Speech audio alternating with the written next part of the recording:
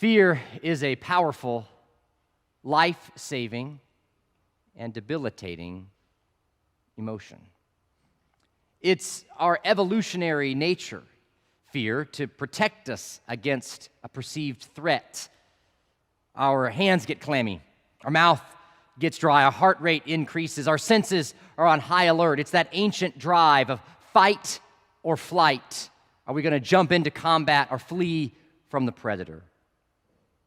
So fear can be helpful in protecting us from situations of physical danger. Fear is what keeps us from climbing too high to those thin branches in the tree when we're young children. Fear is what keeps us looking both ways before we cross the street. Fear causes us to check the dosage amounts one more time on the bottle before taking that medicine or administering it to our children. Fear creates responsibility, safety. Interestingly, fear can also be addictive, exhilarating. This is the whole premise behind theme parks.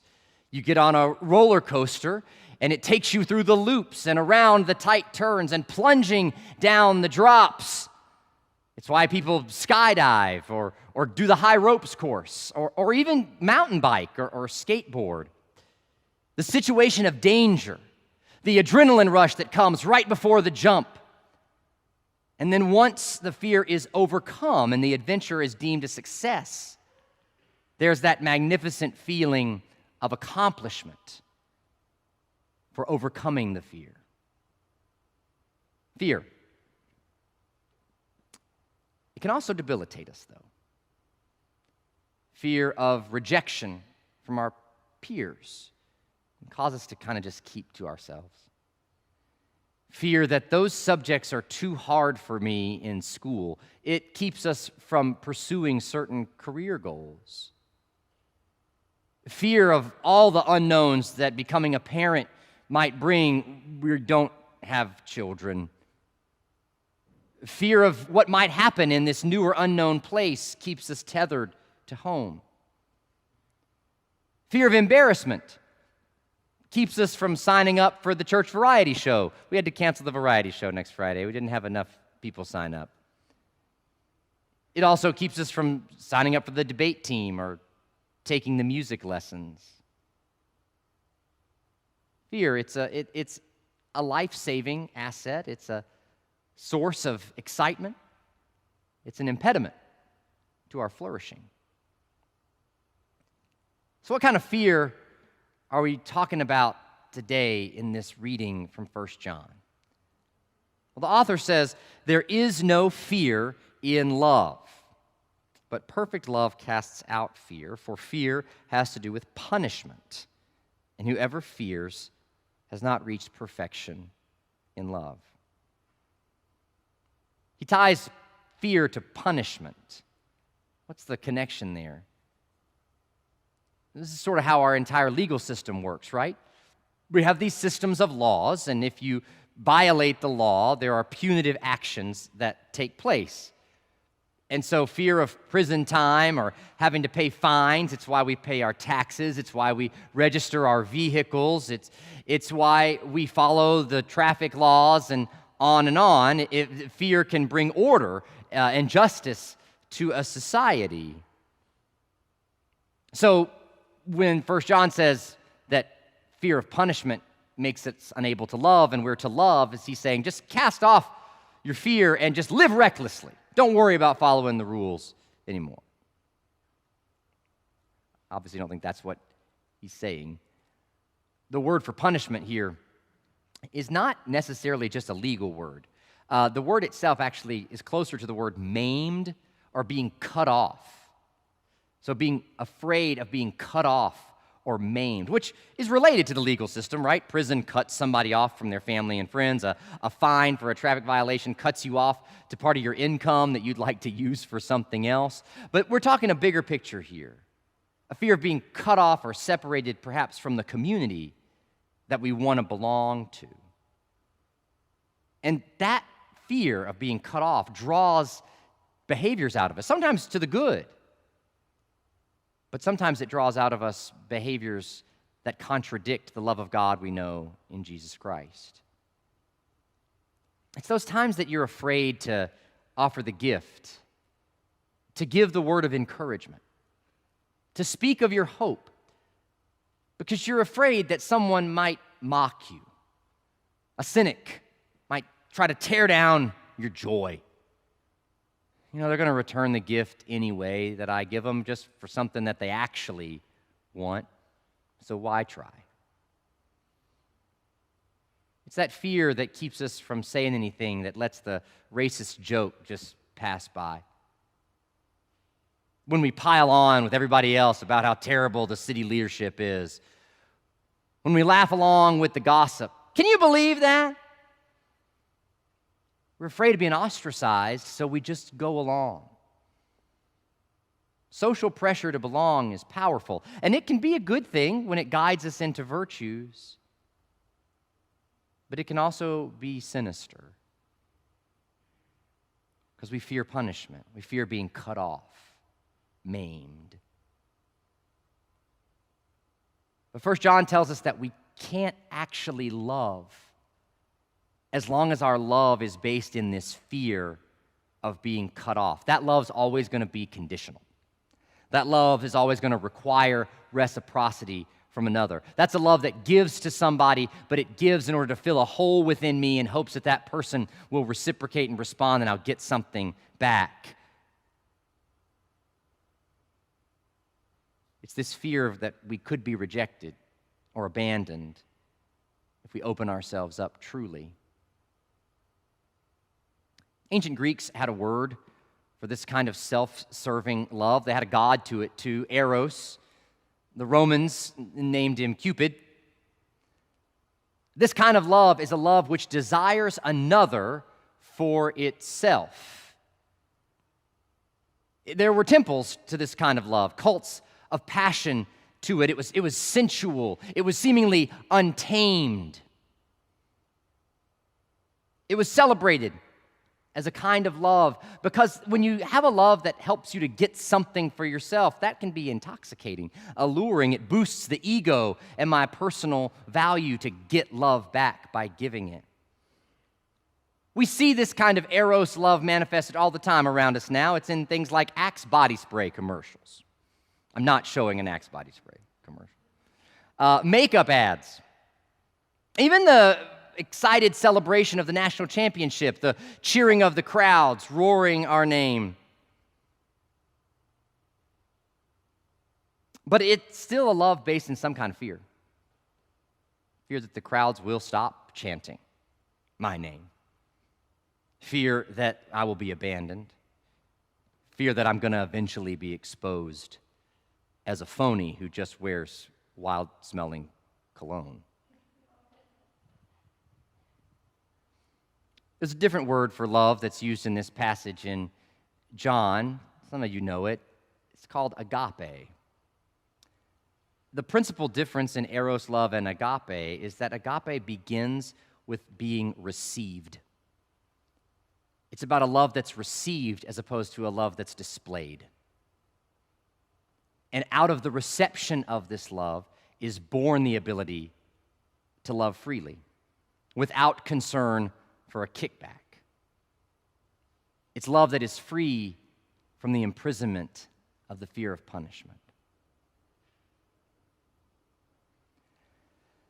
I went to Six Flags Over Georgia in the 7th grade with my confirmation class from church. I hated roller coasters at that time.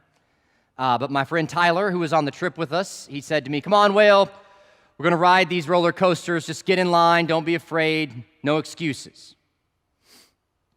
So you want to belong, so you obey what the person says. So I got in line. I was a little nervous. I said, "Tyler, I'm not sure I can do this." I could feel the butterflies in my stomach. He said, "Come on, you can do it. It'll be fun. No excuses." The first roller coaster we rode was the Mind Bender. It goes upside down a couple of times. I'd never been in an upside-down roller coaster before. We got to the platform. I was shaking in my knees. I got into the car. I pulled that shoulder strap over my head. I buckled the safety strap and pulled it tight. And if that's not anxiety-producing enough, when they first release the coaster, what's the first thing that happens on every roller coaster, almost every roller coaster? Click, click, click, click, click, click, click, click, click. Climbing to the pinnacle height that will begin this potentially fatal journey. We reached the top, and whoosh, it took off. I screamed like the first soprano of the Metropolitan Opera the entire time. We came to the end. My hands were shaking. My heart was pounding. I cut my face over to Tyler, and I said, "That was awesome. We have to ride all of them."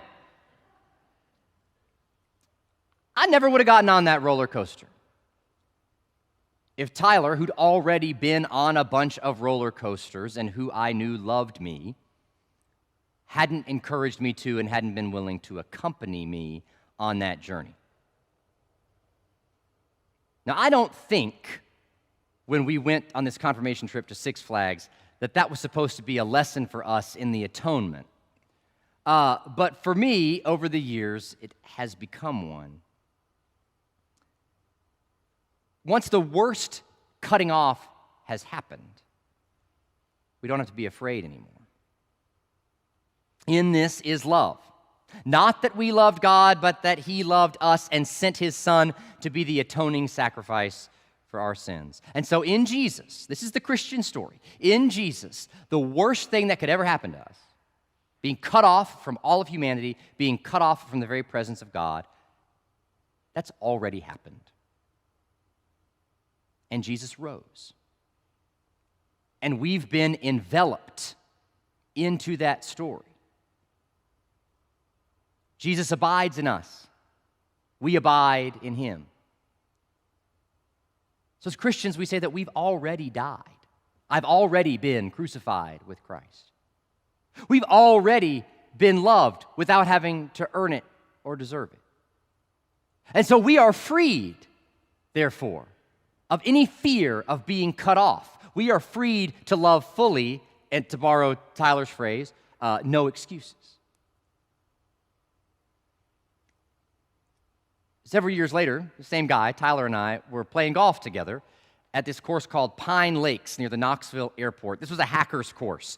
Didn't take tee times, lots of clover in the fairways, always super crowded on the weekends, but it was cheap. So that's where we played.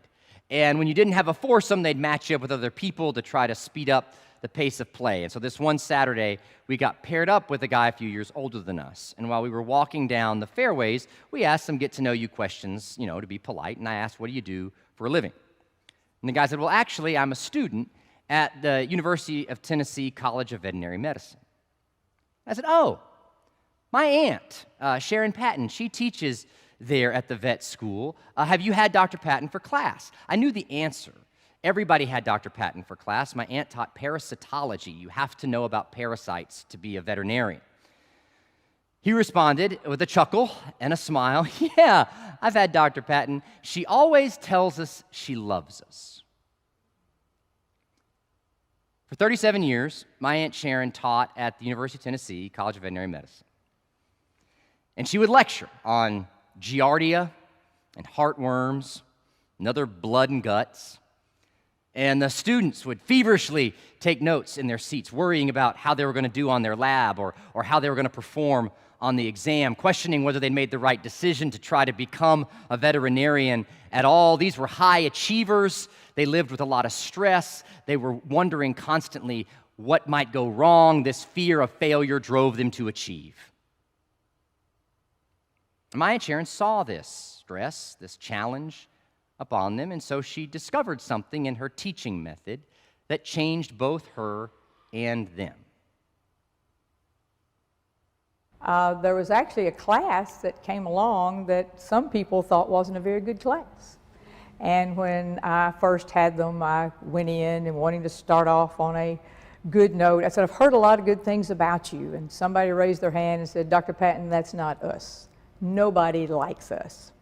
And I said, "Well, why don't they like you?" So "We're all Tennesseans." I said, "Well, I'm a Tennessean too, so I like you." And with that class, I would compliment them on everything they did. And I would say, you're particularly good in parasitology. And then they were. They continued to achieve more than any class I'd ever had. And so I would tell them at the end of the lecture, well, remember, I love you. And so then after that experience, I started doing it with every class. I don't tell them that at the first lecture because I don't love them yet. I have to get to know them. So after the first few lectures, then I say, remember, I love you. So we had several veterinarians in Tennessee. All of them had my Aunt Sharon. I'd ask every single one of them, do you remember Dr. Patton? Every single one of them said, yes, she always told us that she loved us. You know, scientists, they're not particularly touchy-feely types. You know, into data analysis, the professor is the expert, the student has got to earn their place. So it's disarming for 200 scientists to hear their scientist professor end their lecture saying, remember, I love you. Before they'd turned in good tests, before they'd scheduled meetings to meet with her one-on-one, an open declaration. Remember, I love you. When my Aunt Sharon retired from UT, one of her former students spoke at her retirement celebration. And of course, she said how Dr. Patton always told the students, remember, I love you. But then she went on to say, but she always showed it too. Her office door was open whether you wanted to come and talk about parasites or whether you wanted to come and talk about what was going on in your life. This young woman worked in her lab and said that she would also share about what was going on in her life with her family, or what she was going to be teaching that next Sunday in her third grade Sunday school class, and who hadn't been showing up for a few weeks and she was worried about.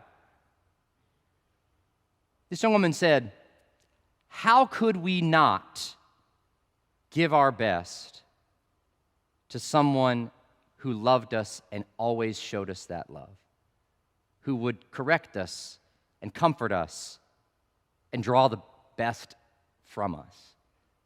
Dr. Patton got that from us not because she was the hardest grader or had the highest expectations. She got that from us because she loved us.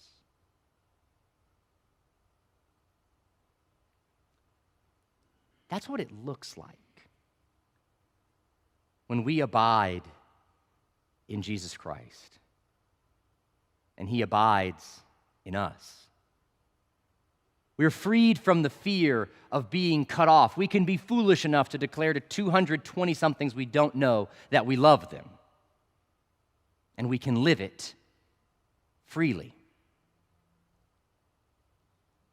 So buckle in.